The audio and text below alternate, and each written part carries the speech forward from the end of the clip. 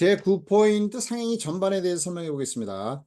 이 상행위 전반적인 어떤 문제는 한 문제 내지는 두 문제가 이렇게 나오는 어떤 부분이고요. 독재적으로 우리 앞에서 설명했듯이 기본적인 상행위, 상사 대리, 그다음에 상사 유추권도 포함돼서 어떤 전반적인 어떤 문제가 내고 있고, 그다음에 뒤에 부분에서 우리가 상사 매매라든가 뭐 우리가 상호 계산 이런 것들을 조금 섞어서 내는 경우도 있긴 한데, 그건 이제 독재적인 어떤 문제로 봐야 되는 거죠.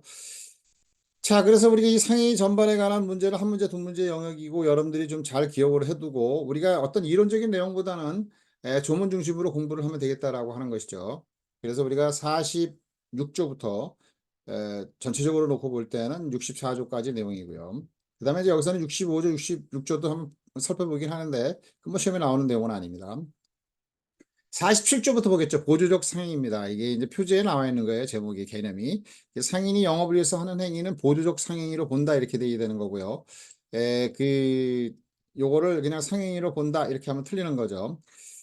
시험 문제에서 아무 생각 없이 상행위를 본다 이런 식으로 우리가 출제가 된다고 하면 이제 틀리는 거고요.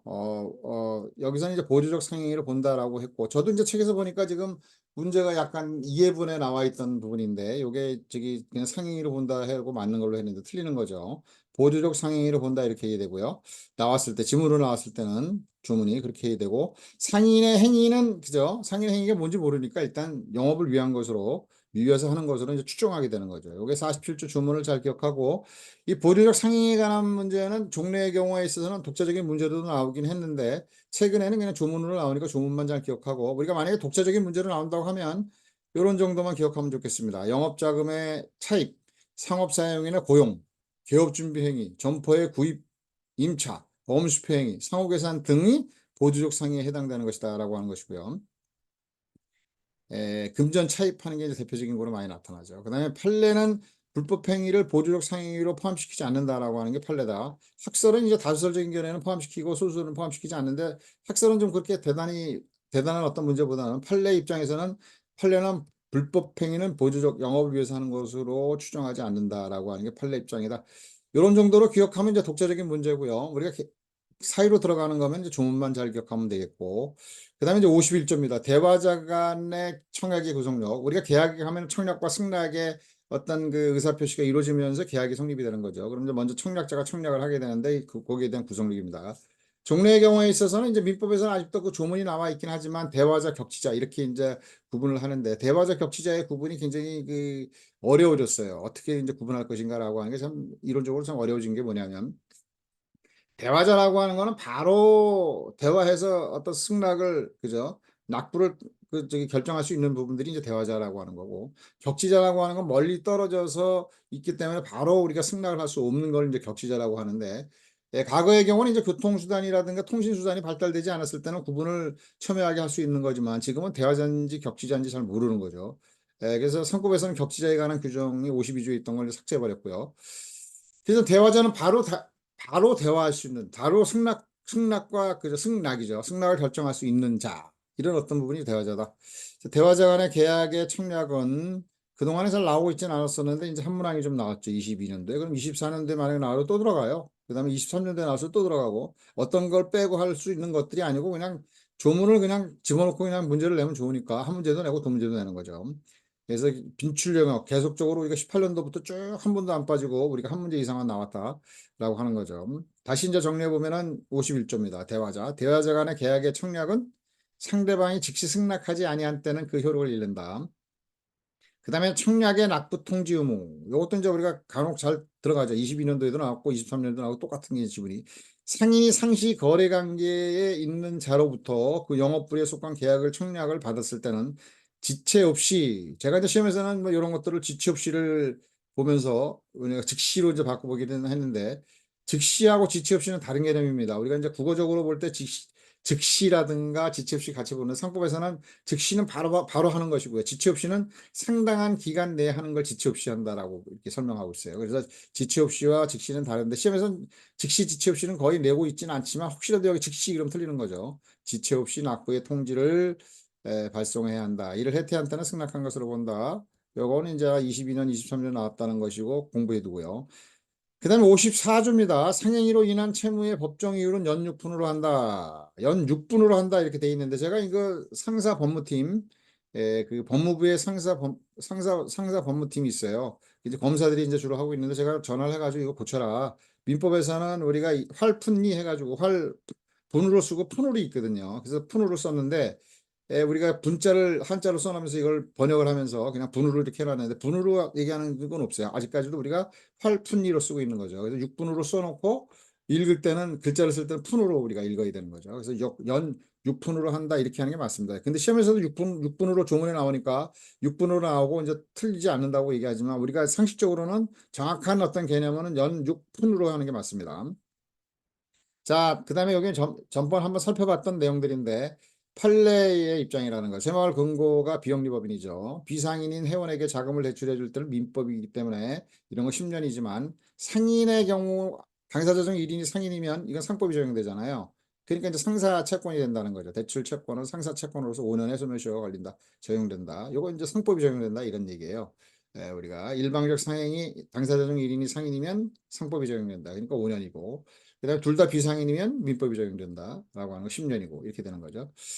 새마을금고의 경우에 있어도 비상인인 회원에게 이렇게 해가지고 나오면 10년이에요, 이거는. 그래서 이제 낼 수도 있는 거니까 판례 입장은 5년인데 이때 상인이고 비상인이게 되면 뭐예요? 비상인에게 자금을 대출해 주는 건 10년이다. 그다음에 제55조 요것도 이제 우리가 좀 중요한 부분 중에 하나죠. 시험에 자주 나오는 내용 중에 하나고 우리가 좀 과거에는 이제 나왔던 어떤 부분들이 그 제1항의 경우 55조 제1항의 경우가 쌍방적 상행의 경우에 이자를 약정하지 않아도 그 영업에 관해 금전을 대한 경우는 법정 이자를 청구할 수 있다 이렇게 돼 있었던 게 법이 개정하면서 상인이 이제 그 상인 간 또는 상인과 비상인 간의 그 영업에 관해서 금전을 대한 경우에 법정이자 그죠 이자를 약정하지 않더라도 거기 들어가는 게 원래 근데 내용들은 이해할 때는 법정이자를 청구할 수 있다. 쌍방적 상행위가 아니고 일방적 상행위도 적용된다 이렇게 기억하면 되겠고요. 종래에는 쌍방적 상행입니다. 상인이 그 영업 범위 내에서 타인을 위해서 금전을 채당하였을 때 채당은 돈을 대신 내주는 거예요. 위탁매매에서 많이 물건 매도하고 매수하면서 이제 돈을 대신 내주고 나중에 받는 거죠. 그래서 금전을 채당하였을 때는 그 채당한 날 위에 법정이자를 청구할 수 있다. 이것도 이제 자주 나오는 내용들입니다. 그 시험에서 나왔던 내용들을 한번 살펴보면 이런 식으로 나오죠. 상인이 그 영업에 관해서 금전을 대한 경우에는 이자 약정이 없더라도가 이제 들어가는 게 맞는 거죠. 여기서 그 설명을 하는 겁니다. 이자 약정을 하는 경우 민법은 이자 약정을 해야 되는데 상법은 이자 약정을 안 해도 연 6분 이렇게 돼 있네. 시험에서는 6분으로 쓰겠죠. 근데 6분의 법정 이자를 청구할 수 있다. 6분으로 써야 되는 게 맞는 겁니다. 상인이 그 영업 범위 내에서 이자를 약정하지 않고 타인을 위해서 금전을 채당했을 때 그 채당한 날 위에 법정 이자를 청구할 수 있다. 이것도 연 6분이죠. 자, 이렇게 이제 기억을 해두고 이렇게 이제 이런 게 나오는 거죠, 그대로. 그다음에 56조가 자주 나오는 내용들을 지문으로 자주 종래부터 많이 나오는 것들이에요. 채권자의 지점에서의 거래로 인한 채무 이행 장소가 그 행위의 성질 또는 당사자 의사표시에 의해서 특정되지 아니하는 경우 특정물의 채무 이행은 그 지점을 이행 장소로 본다면 틀리는 거죠. 특정물을 빼고 외의가 이게 중요한 겁니다. 외의 채무 이행은 그 지점을 이행 장소로 본다. 시험에서는 특정물 인도의 채무 이행은 이렇게 나오는 거죠. 틀리는 거죠. 그래서 요건 틀린다. 그렇게 되면 잘 기억을 해두면 좋겠습니다. 특정물 인도의 채무 이행은 그 지점을 이행 장소로 안 본다라고 하는 거죠. 특정물 인도의 채무 이행. 그죠? 그거는 이제 우리가 그 밑에서 변제 장소가 정해져 있지 않으면 정해져 있으면 그걸로 하고 특정물 인도는 채권 성립 당시에 그 물건이 있던 곳에서 해야 한다. 이게 민법에 나와 있는 내용이죠. 그래서 이런 건 시험에 나올 부분은 아니지만 상식적으로 좀 기억해두고 여기서 이제 시험에서는 뭐가 하냐면은 특정물 인도의 채무 이행은 그 지점을 이행 장소로 본다 이렇게 해서 많이 나와요. 틀리는 거죠. 특정물 외에 이의 채무 이행은 그 지점을 이행 장소로 본다. 라고 하는 것이고요. 본답니다. 추정한다 그러면 또 틀리는 거고요. 추정한다는 뭐 잘 나오지 않는 것 같은데 하여튼 본다 규정이다. 그래서 앞서서 얘기했듯이 무엇으로 본다 그러면 이건 의제한다 그래도 맞고 간주한다 그래도 맞고 법적 이론은 똑같은 그 내용이기 때문에 맞습니다. 그 다음에 다수 채무자 간의 채무자 간 또는 채무자의 보증인의 연대 채무 상사상 연대 채무 해가지고 이론적으로 이게 과거에는 뭐 문항으로 나왔었는데 지금 그렇게 이론적으로 안 나와. 조문만 우리가 기억하면 되겠죠. 그래서 조문 그대로 외우는 게 좋겠다라고 하는 것이고요. 수인이 그 1인 또는 전원에게 그죠? 수인이 있다는 거죠. 1인 또는 전원에게 상행이 되는 행위로 인하여 채무를 부담한 때는 연대에서 변제할 책임이 있다. 이것도 이제 우리가 간헐적으로 나오는 것들이고 기억해두고 보증인이 있는 경우에 보증인이 있단 말이죠. 그 경우에 보증이 상행이 가능. 둘 중에 하나만 상행이면 주채무자와 보증인은 연대에서 변제할 책임이 있다는 거죠. 보증이 상행이 라도 주채무가 상행위가 아닌 경우는 주채무자와 보증인은 연대해서 변제할 책임이 없다. 틀리는 거죠. 둘 중에 하나만 그죠? 상행이면 주채무자와 보증인은 연대해서 할 책임이 있다 이런 얘기죠. 주채무자가 상행위로 인한 것인 때에는 그 보증의 상행위가 아닌 경우에도 그 보증의 상행위가 아닌 경우에는 그죠? 때도 아닌 경우에는 보증인은 주채무와 연대해서 책임을 지지 않는다. 뭐 이런 식으로 나올 수가 있는 거죠. 근데 이거는 상해인 때는 보증이 상해가 아닌 경우에도 보증이 상해인 경우에는 주채무가 상해가 아닌 경우에도 보증인과 주채무자는 연대해서 책임을 진다. 요게 이제 우리가 기억할 내용들이고 이론적인 부분인데 그리 어려운 내용은 아닙니다. 그다음에 유질계약을 허용하느냐 안 하느냐라고 하는 부분에서 민법에서는 유질계약을 허용하는 거고요. 그죠? 허용하지 않고요. 상법은 이제 그 거래 안전 신속화를 도모하기 때문에 유질계약을 허용한다라고 하는 거죠. 그래서 뭐냐면 우리가 질권을 설정하는 경우에 변제기 전에 질권을 처분할 수 있다. 이게 이제 유질계약이에요. 처분할 수 있다라고 하는 게 유질계약을 이제 허용하는 거고 이건 상법에서 적용하는 거고 처분할 수 없다. 그런 민법이죠. 그래서 유질계약의 경우에 있어서는 민법에서는 무효고 상법에서는 유효다 이렇게 표현하기도 하고 허용한다. 상법에서는 민법에서 허용하지 않는다 이렇게 표현도 하고 같은 내용이죠. 그래서 유질계약을 보면은 민법에서 이렇게 설명하고 있어요. 처분이 바로 이런 얘기죠. 유질계약은 채무 변제기가 도래하기 전에 계약에 의해서 변제에 가름하여 질물을 질권자에 소유하거나 기타 법률이 정하지 않은 방법으로 처분하는 것이다. 그러니까 변제기 전에 처분할 수 있다라고 하는 거죠. 또 민법은 인정하지 않는다. 상법은 인정한다. 라고 하는 걸 이제 기억하면 되겠고요. 그래서 이제 유질계약을 허용된다. 상법은 여기 이제 19년도에 나온 거고 민법은 허용되지 않는다. 그걸 이제 무효다. 민법은 상법은 유효다. 이렇게 이제 기까지 기억을 하면 좋겠다라고 하는 것이고요. 그다음에 상행위로 인한 채권을 담보하기 위해서 질권을 유지 허용되고 이것도 이제 21년도에 그대로 나왔던 거죠. 근데 여기서 이제 뭐냐면은 그 내용에 이제 요건 좀 까다로운 내용이에요. 이런 건 이제 나오면 틀리는 거죠, 우리가. 상행위로 인하여 생긴 채권을 담보하기 위한 질권에는 유질계약은 허용되고 이 경우 설정자는 반드시 상인이 아니어도 된다. 이런 내용은 좀 까다로운 내용들이에요, 사실은. 그래서 이게 맞는지 안 맞는지 모르는데 이제 우리가 예를 들면 여러분들 쉽게 알 수가 있는데 통상적으로 이제 전세를 우리가 돈을 빌려주잖아요, 은행에서. 그럼 은행에서 돈을 빌려주면 질권자가 되는 부분이 이제 그 질권을 설정해서 질권자가 되는 게 은행이란 말이에요. 그래서 전세 자금을 돈을 금전을 대여해주고 그것을 담보하기 위해서 채권이잖아 이게요. 유질 계약을 이제 얘기하는 부분은 있죠. 그 상행위로 인해서 생긴 채권. 그 채권이 이제 뭐냐 금전 소비 대차에 의해서 전세금을 빌려주는 거 채권이죠. 담보하기 위해서 거기다 질권을 설정하는 거예요. 그럼 질권자가 이제 그 은행이니까 은행은 우리가 대표적인 주식회사잖아요. 그래서 은행은 이제 우리가 영리법인입니다. 영리법인으로서 주식회사로서 영리법인이고 상인이고 그래서 질권 설정자는 이제 채무자가 되는 거죠. 그래서 그 채무자는 우리가 일반인입니다. 그래서 그런 경우는 상법이 적용되는 어떤 부분이긴 한데 이게 일반인이라고 하는 거죠. 우리가 전세 자금을 대여받는 자는 채무자이기도 하고 일반인이고 그다음에 전세 자금을 빌려주는 자는 은행으로서 상인이다 말이죠. 질권 설정자가 이제 우리가 채무자예요. 그다음에 질권자가 있고 질권자와 질권 설정자가 질권을 설정하는 거죠. 그럼 질권자는 은행으로서 상인이고 질권 설정자인 우리가 일반 어떤 돈을 빌리는 사람은 비상인이다라는 거죠. 그래서 비상인도 된다라는 게 다수설이고 실질적으로 비상인에게 이루어지는 거죠. 통상 은행에서 전세금 빌려줄 때 질권을 설정하는데 이 경우에 은행은 질권자로 상인이고 그죠? 채무자 그죠? 세입자는 채무자로 일반인이다. 자, 그래서 여기에서 그렇게 이제 기억을 하면 되겠고요. 이제 이런 내용까지 시험에 나오긴 했어요. 그죠? 그러면 이제 우리가 틀리면 안 되죠. 또 나오면. 또 나올 수도 있어요. 이런 것들을 그냥 내가지고. 아무 생각 없이 베끼는 거죠. 베끼면 이제 우리 맞아야 된다라고 하는 것이고요. 제60조를 보겠습니다. 물건 보관 의무. 상인이 그 영업부리에 속한 계약의 청약을 받은 경우에 경품 기타 물건을 받은 때에는 그 청약을 거절한 때도 청약자의 비용으로 그 물건을 보관해야 한다. 그러나 그 물건의 가액이 보관 비용을 상환하기 부족하거나 보관으로 인하여 손해를 받을 염려가 있을 때는 그러하지 아니하다. 이 60조의 조항이 우리가 시험에 거의 나온 적이 없는 어떤 것이 잘라가지고 이걸 하나로 내려니까 좀 어렵잖아요. 길잖아요. 그죠? 그래서 안 내는데 뭐 길게까지 낸다고 하면은 나올 수도 있는 거 여기까지 잘라가지고. 그래서 이제 이것도 우리가 소홀히 하면 안 되고 알아둬야 된다라고 하죠. 다시 한번 읽어보겠습니다. 상인이 그 영업부리에 속한 계약의 청약을 받은 경우에 경품을 받거나 기타 물건을 받은 거죠.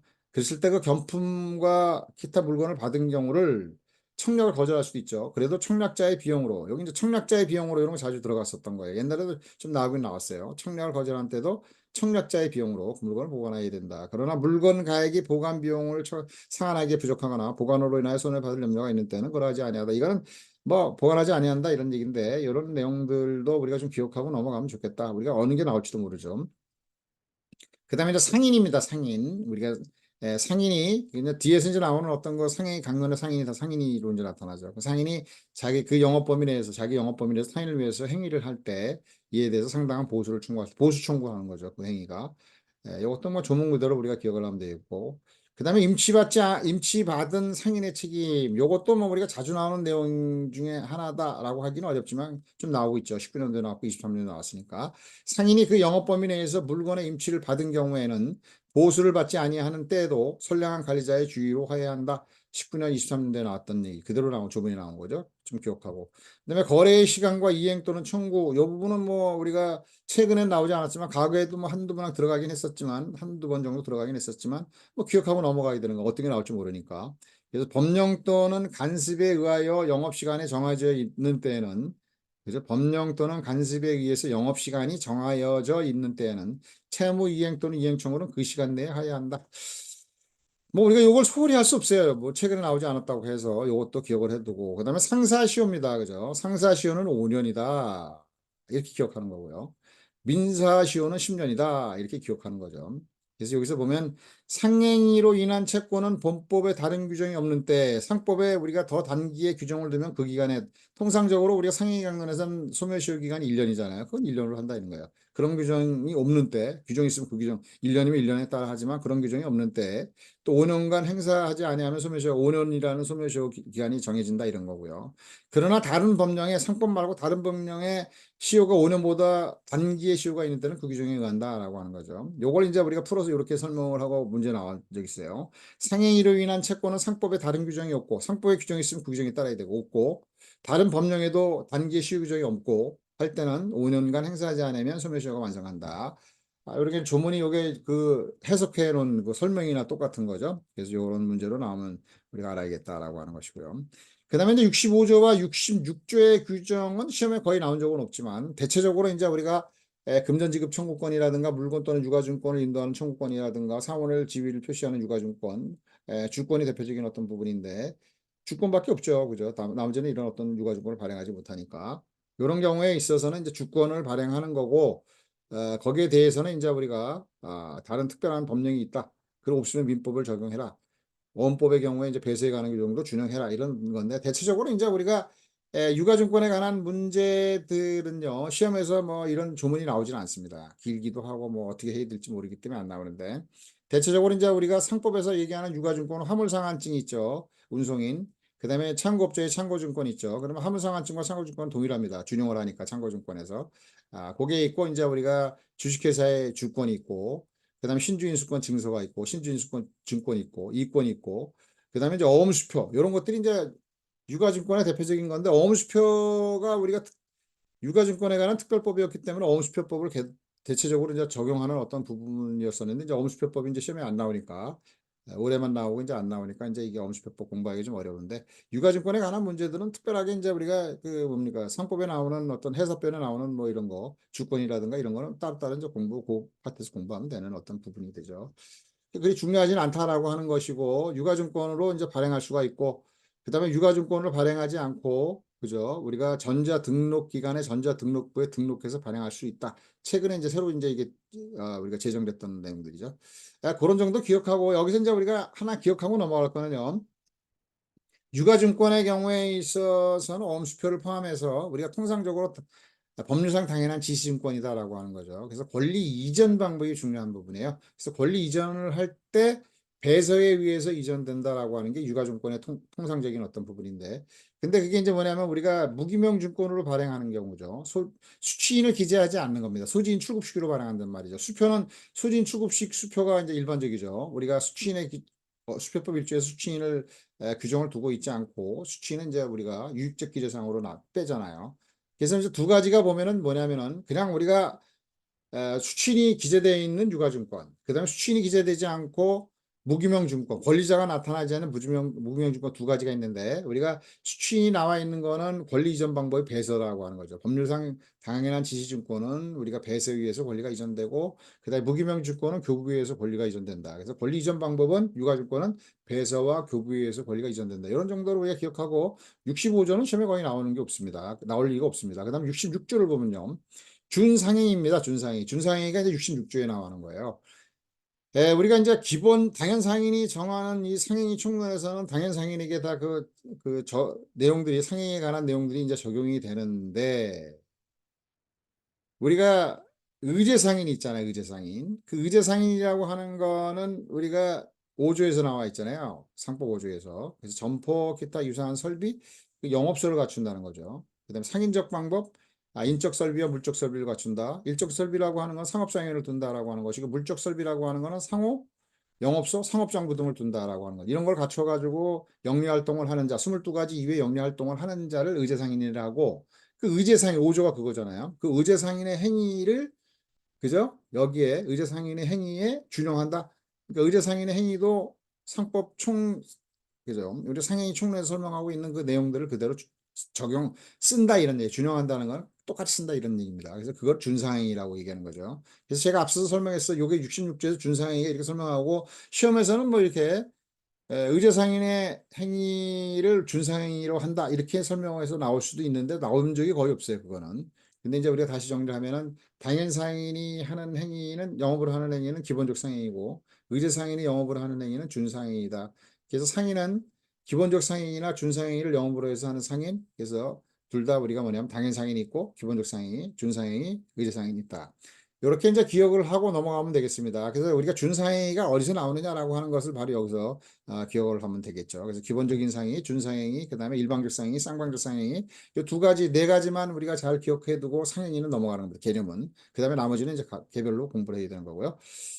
자, 그 다음에 세 번째 문제풀이를 보겠습니다. 문제풀이, 자, 우리가 2회분이죠. 제가 여기서 오류를, 2회에서 오류를 저도 범했어요. 아무 생각 없이 이제 내고 이제 교정을 못했는데.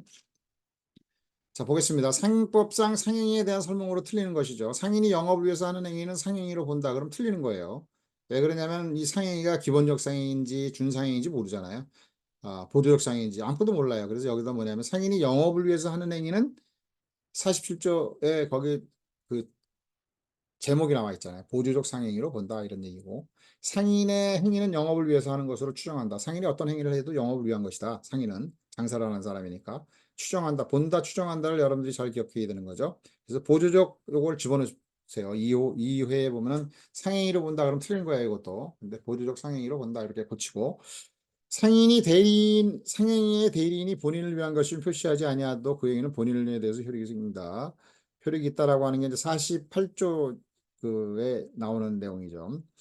그래서 이제 이 48조의 내용에서 보면은 이제 우리가 상대방이 대리인과 거래하는 상대방이 있다 그러죠. 우리 선명 관계가 있잖아요. 본인이 있고 대리인이 있고 상대방이 있는데 원래 본인하고 상대방이 해야 되는데 본인이 바쁘니까 대리인에게 시키고 대리인하고 법률행위라면 그 효과가 본인에게 효과가 귀속된다. 상대방과 본인에게 효과가 지속된다. 여기 이제 대리행위다라고 하는 거죠. 상대방이 본인을 위한 것임을 표시하지 않아도 본인은 책임을 지는 비현명주의를 주고 있죠. 이게 상사 대리고. 그 다음에 엄수표 대리와 민사 대리는 본인을 표시해야 되는 거죠. 대리인 갑. 그죠? 갑 대리인을 이런 식으로 한다든가 발행인 갑 대리인을 이런 식으로 표현해야 되는 게 현명주의다라고 하는 그것도 이제 우리가 기억을 하고 독자적인 어떤 문제고 이렇게 나올 수도 있어요. 상대방이 본인을 위한 것임을 알았는 경우에도 대리인에게 이행 청구를 할 수 있다. 이렇게 이제 까다롭게 나오면 틀리는 거죠. 상대방이 본인을 위한 것임을 표시하지 않아서 몰랐을 경우에는 대리인에게도 이행 청구를 할 수 있다. 그래서 대리인에게도 선택을 하는 거예요. 대리인에게도 이행 청구를 하거나 본인에게 이행 청구하는. 근데 상대방이 본인을 위한 것임을 표시하지 않아도 알았다. 그러면 뭐예요? 대리인에게 이행 청구하지 못하고 본인에게만 이행 청구할 수 있습니다. 좀 까다로운 내용인데 이제 반대 해석에서 우리가 나오는 경우 종래에는 나왔는데 최근에는 안 나와요. 이런 식으로 나오는 거죠. 대화자 간의 계약 바로 승낙할 수 있는 자의 계약인데 계약의 청약은 상대방이 즉 승낙하지 않잖아요. 그러면 그 효력을 잃게 되는 거죠. 바로 해야 되는 거죠. 그 다음에 이제 1번, 2번 효력이 있다 맞고 3번도 맞고 4번 보겠습니다. 상인이 상시 거래 관계에 있는 자로부터 그 영업불에 속한 계약의 청약을 받을 때는 지체 없이 이 지체 없이하고 우리가 즉시가 의미가 다르다고 그랬죠. 즉시는 바로 해야 되는 거고 지체 없이는 상당한 기간에 해야 된다. 여기서 이제 지체 없이로 나오는 거죠. 지체 없이 납부의 통지를 발송하여야 한다. 이를 해태한 때는 승낙한 것으로 본다. 예, 맞네요. 그럼 1, 2, 3, 4는 다 맞는데 5번이 틀렸겠죠. 그러면 오로지 임금을 받을 목적으로 물건을 제조하거나 노무에 종사하는 자의 경우는 그죠? 적용하지 아니한다라고 해서 46조의 기본적 상행위에 해당되는 거죠. 거기에 이제 단서 규정인데 이거는 요 내용은 보조적 상행위도 아니고 기본적 상행위도 아니다. 둘 다 포함되지 않는다라고 하는 것이고 그 단서 규정은 우리가 제조업에 한해서 제조업 중에서도 이제 우리가 대체적으로 그 당시에 한복을 지어주는 분들 어머니들이 우리가 이제 그때는 기술이 집을 옷을 맹그려줬잖아요. 그래서 이제 그냥 임금을 받은 목적으로 이제 물건을 제조하거나 노무에 종사하는 경우에 보조적 상행위가 아니다 이런 거죠. 그럼 기본적 상행에 해당되지 않는다. 보조적 상행에도 해당되지 않는다. 이렇게 기억하면 돼요. 5번이 틀렸네 해당한다. 그 다음에 4번 문제 보겠습니다. 사회 문제예요. 상법상 상행에 대한 설명으로 올바른 것은 상인의 행위는 영업을 위해서 하는 것으로 추정한다. 47조 1항에 나와 있는 조문을 잘 기억해둬야 되는 거죠. 상인이 그 영업에 관해서 수여한 대리권은 본인의 사망으로 인하여 소멸한다. 소멸하지 않죠. 본다가 틀렸고 추정한다인데 예, 그 다음에 소멸한다 그랬더니 소멸하지 않죠. 그래서 우리 상사 대리는 본인의 사망, 영업주의 사망으로 해서 대리권을 소멸하지 않고 대리상의 경우에 있어도 그죠?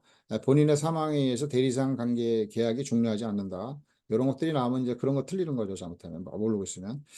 그 다음에 상해로 인한 채무의 법정 이율은 연 6분으로 한다. 6분이 5분이 아니고 6분이죠. 틀렸죠. 그래서 이건 54조에 나오는 거고 틀렸고 상인이 그 영업에 관해서 금전을 대한 경우 법정이자를 청구할 수 있다. 55조 1항에서 나와 있는 거 맞고 채권자의 지점에서의 거래로 인한 채무 이행 장소가 그 행위의 성질 또는 당사자 의사 표시에서 특정되지 아니하는 경우에는 특정물 인도의 채무 이행은 여긴 이런 식으로 자주 들어가는 거예요.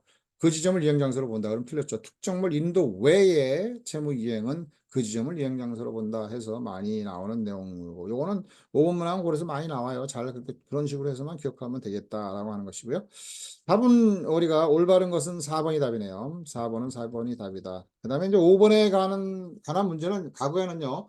요것도 이제 좀 간헐적으로 나왔어요. 보조적 상행이 쌍방적 상행이 이렇게 좀 나오긴 했는데 최근에는 잘 안 나오는데 네, 한번 풀어보겠습니다. 그래서 우리가 쌍방적 상행에 상법이 적용되고 일방적 상행에 원래 상법이 다 적용되는데 쌍방적 상행에만 상법이 적용되는 내용들이 있죠. 그래서 이제 이게 옛날에 상인 간의 금전 소비 대차는 이자를 약정하지 않아도 그죠. 그에 관해서 상인 간의 금전을 대여한 경우에는 그죠. 법정 이자를 청구할 수 있다. 이런 어떤 내용들이 그죠. 상인 간 이렇게 돼 있었는데 고쳐가지고 상인이 그 경험에 관해서 상인이 그래서 일방적 상인이라도 금전 소비 대체가 적용되는 거죠. 그래서 1번은 틀렸고 나머지는 이제 우리가 그 쌍방적 상인에 적용되는 겁니다. 대리상의 상사 유치권들을 설명을 했죠. 그다음에 확정기 매매하고 상사 매매 매수인의 목적물의 검사조 통지 의무. 요거는 뒤에서 이제 문제를 풀어볼 거지만 상사 매매에 해당되는 거죠. 상사 매매도 우리가 상인 간의 매매에 있어서 이렇게 나오니까 쌍방적 상행에 적용되는 것이고 그다음에 이제 우리가 상사 유치권도 뭐예요? 상인 간의 상행위로 인한 채권이 그죠? 상인 간의 상행위로 인한 채권이 그죠? 쌍방적 상행위로 인한 채권이 피담보 채권이 쌍방 상행위로 이어지는 경우에 그죠? 이렇게 나오는 거죠. 네, 변제기에 들어간 경우에 채권자는 변제를 받을 때까지 그죠? 자기가 채무자와의 상의로 인하여 자기가 그죠? 점유하고 있는 채무자 소유의 물건 또는 유가증권을 유치할 수 있다. 58조 독자적인 문제로 나올 수 있다라고 설명을 했고 그다음에 당사자 간에 다른 약정이 있으면 특약으로 당사자 간에 다른 약정이라고 그러는 건 특약으로 배제한 경우에는 상사 유치권을 행사할 수 없다. 앞에서 이제 자세히 설명하는 어떤 부분들이니까 그걸 좀 기억하고 5번의 답은 1번이 답이다라고 해서 이렇게 풀어보고요.